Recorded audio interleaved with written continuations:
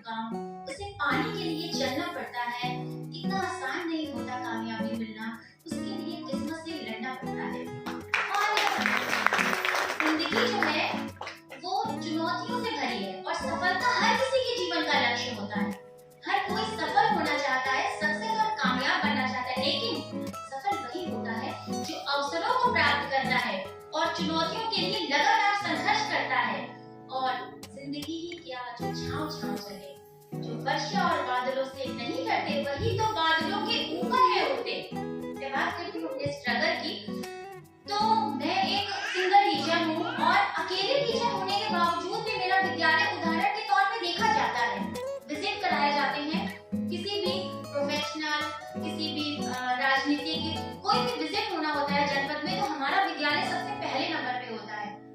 तो बस ये है कि मैं अपने हौसलों से आगे बढ़ती जा रही हूँ। जब मैंने विद्यालय का चार्ज ग्रहण किया 2016 में, और ऐसा नहीं है कि ये मेरा पहला विद्यालय है, मैंने अपने जीवन काल में 4 विद्यालयों में काम किया और सभी को फर्श से अंश तक पहुंचाया और अपना बेस्ट देने की कोशिश की और निरंतर सीखती रही। और आज आप लोगों के सामने बिना रुके, बिना थके, लगातार अगर आप अपने लक्ष्य की ओर बढ़ेंगे तो निश्चित ही सफलता आपके पीछे आएगी।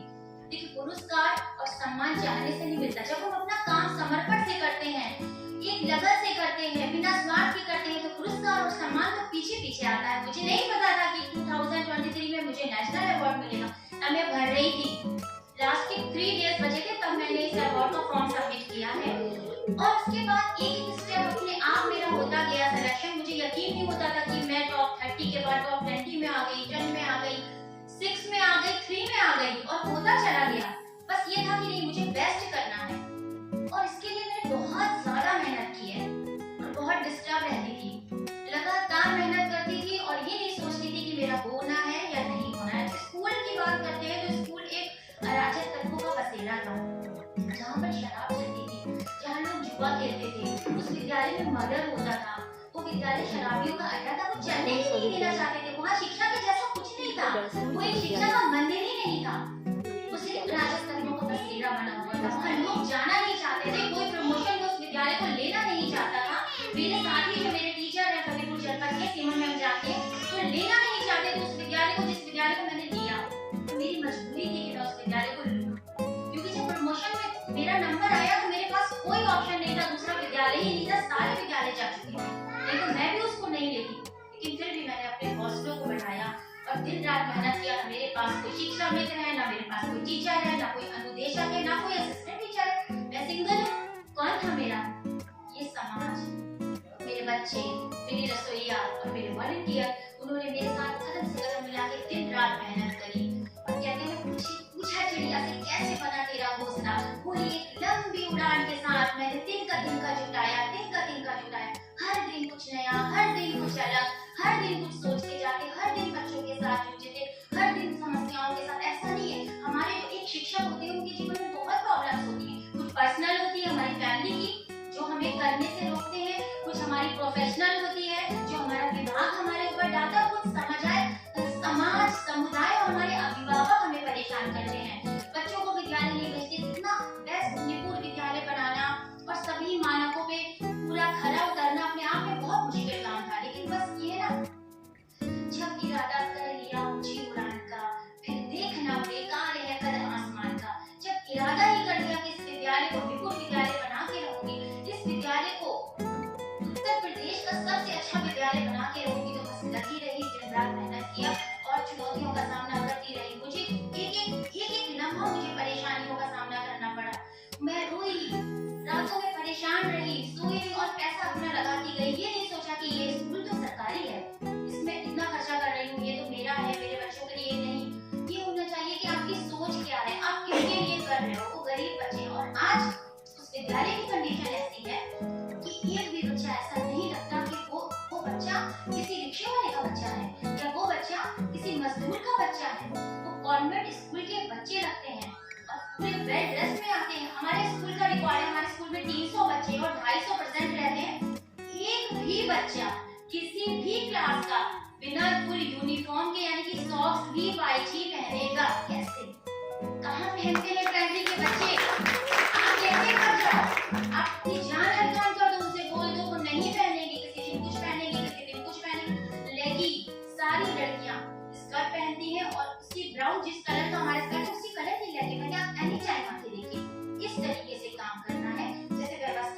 बात करते हैं, डिसिप्लिन की बात करते हैं, तो आप अपने विद्यालय से बहुत ज्यादा प्यार करेंगे, जब बहुत ज्यादा बच्चों के साथ टाइम बिताएंगे, बहुत ज्यादा उनको बदलने की कोशिश करेंगे, उनके अभिभावकों से मिलते रहेंगे, घर घर जाएंगे। तो ऐसा नहीं करते हैं। हमारे सभी शिक्षक, आप सब अनमोल रत्न हैं, और इन अनमोल रत्नों को जोड़ करके ये शैक्षिक संवाद मंच बनाया गया है, जिसमें इतने सारे हीरे हैं, और ये प्लस बच्चों के लिए। और ये जो मंच है, ये ना सिर्फ बच्चों के लिए बल्कि शिक्षकों और अभिभावकों के लिए भी निरंतर नए प्रयास करता है, नवाचार करता है, नई नई चीजें करता है, कार्यशाला करता है, कितनी पुस्तकों का निर्माण करता है, और कितनी बाल पत्रिका और कहूँ की दीवार पत्रिका, जो कि बच्चों के लिए बहुत ज्यादा उपयोगी है। तो इस मंच की सराहना करके, और मैं ये कहना चाहूंगी कि इस मंच से जुड़ के मुझमें भी एक नई ऊर्जा और एक नई दिशा का संचार हुआ।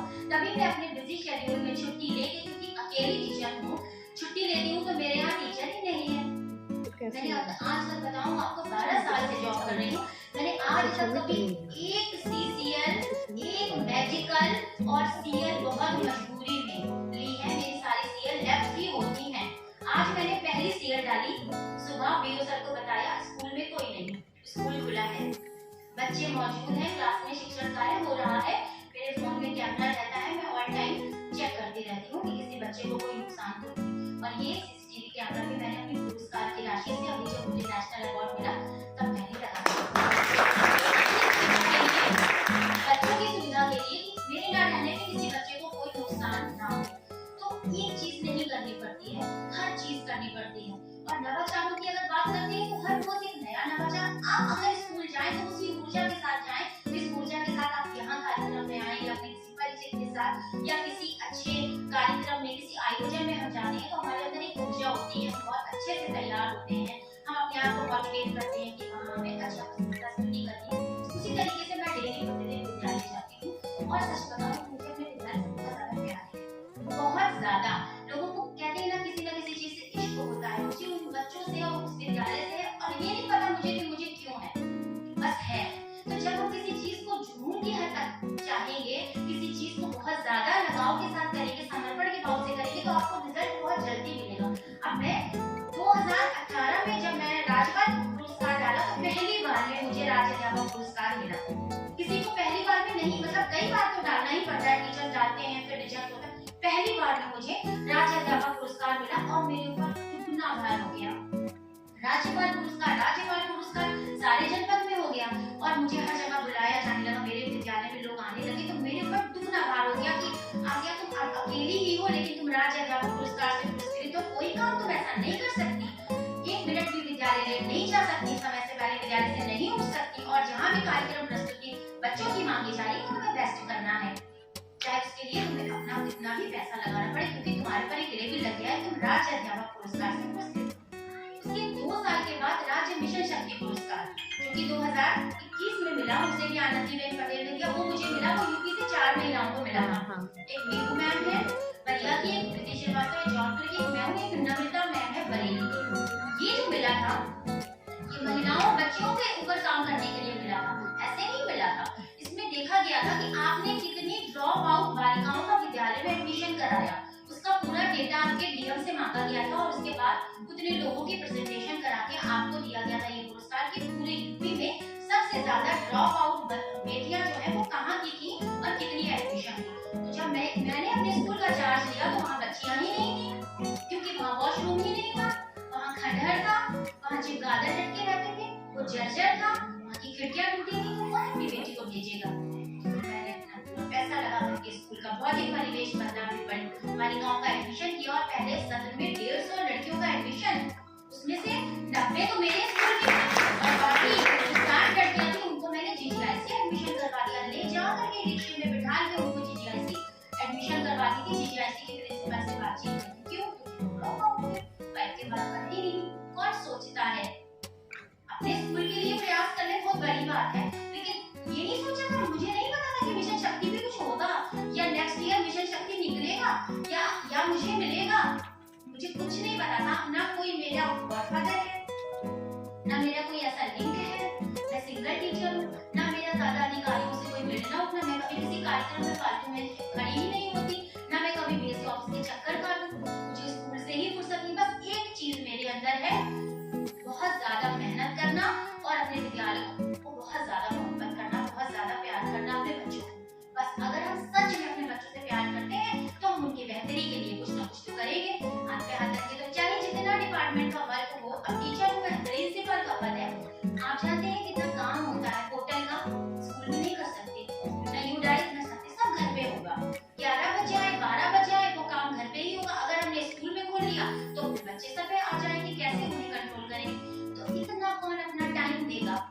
तो जब मुझे 2021 में मिशन शक्ति पुरस्कार मिला तब मेरे पर एक और भार हो गया कि मिशन शक्ति से पुरस्कृत उत्तर प्रदेश की 4 शिक्षिकाओं में आसिया फारूकी जनपद में बहुत जितनी भी बालिकाओं के कोई भी सेमिनार होते हैं उसमें बोलने के लिए बुलाया जाने लगा। अब तो आपका ही लगेगा। फिर उसके बाद 2021 के बाद 2022 बहुत मेहनत करी, बहुत ज्यादा मेहनत करी और स्कूल में और दुगनी क्षमता से काम करने लगी क्योंकि मेरे पर 2 बड़े पुरस्कारों का बहुत बड़ा लोड था और जो कि राज्य स्तर के पुरस्कार थे, कोई जनपद स्तरीय तो नहीं थे। और हर किसी को पता था कि ये 2 बड़े पुरस्कार से आप लोगों की कटाक्ष की बातें भी सहनी पड़ती हैं, लोग टारगेट भी आपको बनाते हैं, लोग आपसे जलने भी लगते हैं, लोग आपके पीछे भी पड़ते हैं। भाई जाहिर सी बात है। और जहाँ अकेली टीचर होगी उसको हर चीज फेस करनी होगी और महिलाओं को बहुत कुछ फेस करना पड़ता है। घर से भी लोगों को सुनाई जाती है बातें, कितने पुरस्कार चाहिए, क्या करोगी। नहीं भरना था नेशनल, कोई मन नहीं था कि अभी नेशनल 12 साल हुए थे जॉब को, लगता था हाँ जब 15 साल हो जाएंगे, 20 साल हो जाएंगे तब नेशनल अवार्ड तो मुझे मिलना है। इतना मुझे एक विश्वास था अपने काम पर। अपने विद्यालय को जब मैं देखती हूँ ऐसे खड़े होकर के तो मुझे अंदर से एक खुशी होती है, प्राउड होता है कि ये मेरा विद्यालय है, ये वही विद्यालय है जो ऐसा था और कितना सुंदर दिख रहा है। उसमें एक पॉजिटिव एनर्जी है। वहाँ पे आप खड़े होंगे तो आपको एक सकारात्मक ऊर्जा का संचार होगा और पूरे दरों दीवारों से एक खुशबू आएगी मेहनत की, प्यार की, किए हुए काम की। एक पेंटिंग खुद से सजाई, मतलब सुंदरता आप देखेंगे तो आप मोहित होके रहेंगे। आपको लगेगा कि बेसिक का स्कूल शायद कहीं ना हो ऐसा। पर बस वही जो सब करते हैं, कहते हैं ना जीतने वाले कोई काम अलग से नहीं करते, वो भी वही करते हैं जो सब करते हैं, लेकिन वो हर काम को कुछ अलग ढंग से करते हैं, तभी वो जीत जाते हैं।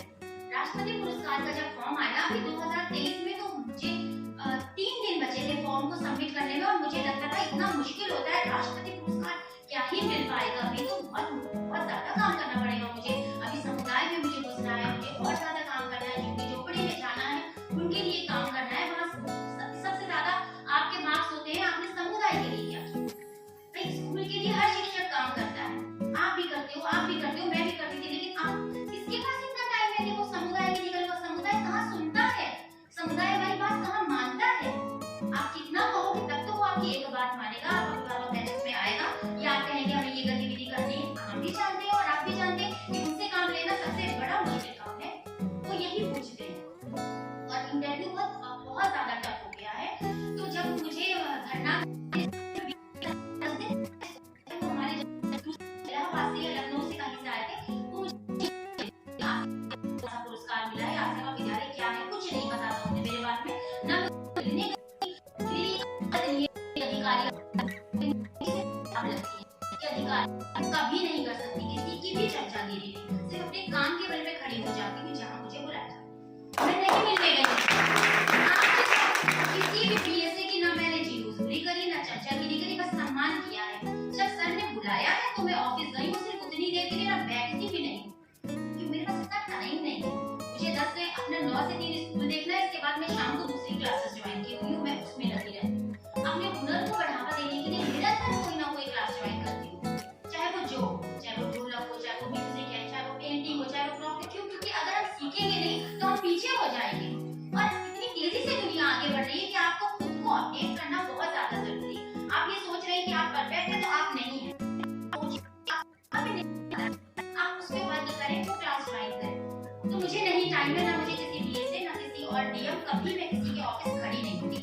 वो मेरे विद्यालय अचानक आ गए और उन्होंने बोला कि ये विद्यालय है नगर क्षेत्र का, कहाँ है, प्रिंसिपल कौन है। और मैं अपने शील्ड में कील ठोक रही थी, मैं पीछे खड़े थे। बीएसए सर, आप बीएसए सर को तो पहचान ही जाओगे, भाई मीडिया में इतना आया था, नए बीएसए आए, हमने जल्दी से गुड मॉर्निंग बोली।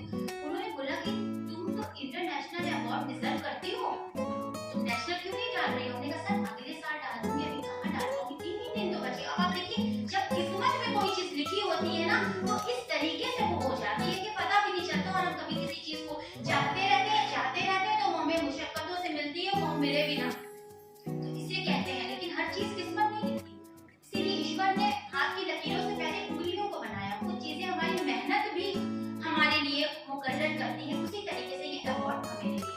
बस उन्होंने मुझसे बोला कि आपको तो डालना चाहिए, भले ना मिले आपको, मैम आपका स्कूल बहुत अच्छा है। तो मैंने कहा कि सर आप मुझे छुट्टी ले लीजिए, मेरे पास कोई सीएल नहीं है और मैं 3 दिन में कैसे कर पाऊंगी। तो बोली 3 दिन की छुट्टी दिया, 3 दिन की छुट्टी दिया, जाओ